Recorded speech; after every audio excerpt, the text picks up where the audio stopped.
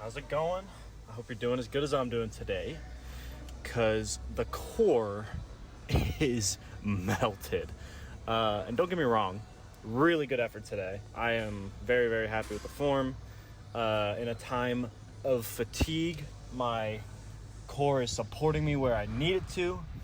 And, even though obviously you always want to feel as great as possible when you're doing any kind of lift, especially Olympic lifting, it can be a little deterring to feel as fatigued as I did today. But you gotta kind of swipe that shit off and just be like, you know what, the form was really great. I put in maximum effort, and again, I didn't get hurt doing what I love. That's what it's all about. So enough rambling. I gotta stop getting ahead of myself. But physically, I'm feeling. I can give it a 7.89, as weird of a score as that is. I didn't even feel bad today, but going several days in a row in a way that I'm not used to, it's inevitable that I'm going to be a bit fatigued, especially when it comes to my main groups losing, not control, but like my main muscle groups, like my quads and my arms and all that type of shit. Just it's you start getting a little numb, get the not pins and needles, but just feeling a lot more overall stretchage of those main muscle groups. And so when that happens, the core inevitably has to take over and do its best to support you without as much explosiveness as possible. So the clean and jerks were, that first warm-up set, I was already feeling a bit icky, so I had to really dial it in. And I think I put in great effort. I was trying to dive under the bar as fast as I could, but when your core's not ready to work with you, it's just it's gonna look and feel a bit slower than you're used to. But again, that's okay. You just gotta make sure you hold that chest high, lock out as hard as you can. Otherwise, the squats, they were a bit rougher than I would have liked. A little rough around the edges, just because after doing the clean and jerks, already feeling a little fatigued. It would have been nice to have gotten to bench after that kind of a workout, but today was my squat day. So I already knew my legs and my core were in for it, so I just full sent it. Enjoyed the burning sensation in my lower body while I had it, because as much as I don't want to feel like a bodybuilder when I'm lifting, or somebody who's trying to do CrossFit type shit, I don't feel that often. I'm predominantly a strength builder, so it's kind of rare that I push myself with light weight to a point where I'm like feeling super jacked in those muscle groups, even though it's light for me. So I can be grateful for that. Mentally, I'll get a solid 8.15. Pretty solid. Nothing too crazy, but today was kind of just like I felt good kind of day. Good, really good homie time. It's always great to. I don't live here. I'm visiting Alabama right now, so it's good to see so many homies that I get to meet in such a short amount of time progress as I progress, and then we uplift each other, and everybody's like, holy shit, we're doing the thing that we set out to do. But I don't know. I just love it. The gym community here has been really great to me, so what is there not better to love than people that are just willing to straight up support you in the moment? But yeah, it was... it was just mostly mind over matter. I know I'm fidgeting a lot with my words. I didn't have a whole lot to talk about when it came to the lifts, but sometimes you just got to keep it simple, Maybe it's never like a bad thing that I don't have too much to talk about. It's just a matter of I put in the effort, I did well. I did, just about what I expected. I've said this before, but a good day at the gym is hitting the weights, the sets, and the reps that you want to hit, that you expect yourself to hit. That's a good day. A fantastic, great day is when you hit weights that you don't expect to hit, or maybe hitting the weights that you expected to hit at a higher intensity than you expected, however you want to play with that. But, again, it is what it is. I love the weights, and the weights hopefully love me back. God damn it. Okay, I gotta get my shit together and we're gonna start talking. Because I sometimes I hit the fucking button to start talking, and I'm a one take kind of guy. I like to just talk on the way home, and god damn it, I feel awkward as hell when I do not know what I was gonna try to talk about. But I suppose I can just kind of mention how in times of your utmost fatigue, you gotta really learn to depend on your core. Again, this is nothing, there is no shame in wearing a belt or anything that supports your upward momentum in any form of squat, but I think it is incredibly, extremely important to allow yourself the occasional experience to fully unlock your core with your own strength, no belt, no sleeves, no nothing, just you picking up the weight and just using what is there. And on those days, you don't need to worry about weight. For me, I just don't wear the belt because I don't want to train that way. It helps I feel like I'm stronger overall in the long term and with my Olympic lifting. And to me, I just like the way it looks. I'm a big guy about having my lifts look as elegant as possible, as, you see that shit and you're just like, oh shit, did that without a belt? Oh shit. It's going over his head. I love it when I get that kind of reaction from people. But more so, it makes me feel very deserving of the passion that I get out of the sport. But again, not trying to get too off track. I feel like what's so important about it is that people don't understand that if you just gave yourself, at the maximum, 6 months straight without the belt, and you drop the weights to the weights that you needed to drop them to in order to get your form, your core confidence, anything that would allow you to do it without getting injured, because you're obviously not going to be able to squat the same weight without a belt. And every time, everybody I know that has done that kind of thing come out being like, I did not know that you could use that much of your core manually. I tell people a lot, whenever I'm doing any sort of a squat variation or catching a clean, catching a snatch, I have learned to activate my core the way a belt would for me on my own. Again, it may not be as strong as what a belt can provide to me.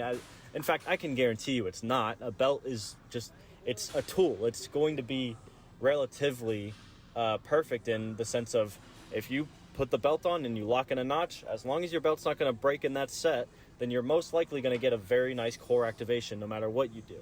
But just through sheer experience, the numbers, doing thousands of reps and trial and erroring this shit, I have gotten to the point where I really can feel my core push as hard as it can, really lock in, especially when I hit the bottom. Because when you're doing Olympic style training, when you squat, you kind of have to use that bounce at the bottom. And again, I don't see that as cheating in any sort of way. I know a lot of people like to do their squats as slow as possible, or at least not rushing the bottom at all. But to me, this doesn't feel like rushing. It just feels what is necessary to make myself better for the lifts that I enjoy the most. Just like I say, if you want to do the belt or the sleeves or whatever, or powerlifting stance, anything, if you have fun and you're passionate that way, then who gives a fuck, But I kind of figured that throwing this kind of thing out there might be nice for those of you that have been sitting there thinking every now and then, being like, am I doing shit at my squats and my form and my technique because I'm not putting in enough effort? Or am I maybe getting a little bit too much support from these accessories that I allow myself to use even though I do not technically need them? Again, if you're competing, a lot different because you got a big expectation on your back to hit some certain number that you've worked so hard to get. And a belt does not diminish the effort that you get out of a max. Whatever your max rep out is when you got a belt on, take pride in that shit. It's hard as fuck. I say, whether you're on substances or drugs or anything, whatever you get to at your maximum, be fucking proud. It's hard fucking work. I don't care how much you were supported to get there. You did the work to get there, But vice versa, if you are a little bit uncertain or doubtful in your training, maybe it's not so much that the program isn't working or the reps and sets aren't right or the weights that you're doing aren't right. Maybe it's the way that you lift in its own. I know so many people that have switched to using squat shoes, even though they're power lifters, and they say that it like changed everything.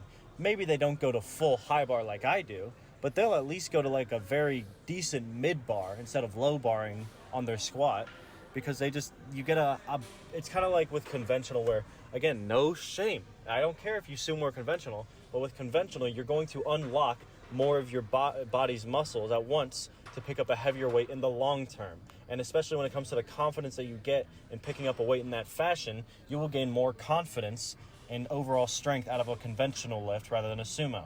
So like the squat, if you do a mid to high bar and squat as deep as you can almost every time, then overall in the long term, you'll get more muscle growth, you'll get more stability, you'll get more core confidence, you'll be able to grow at a rate that is not expected because it's not visual, you know? A lot of times when you do powerlifting stuff, especially when like I see people like literally put the bar halfway down their back and just full like bridge it and just like, you know, fully hinge over when they squat. No shame.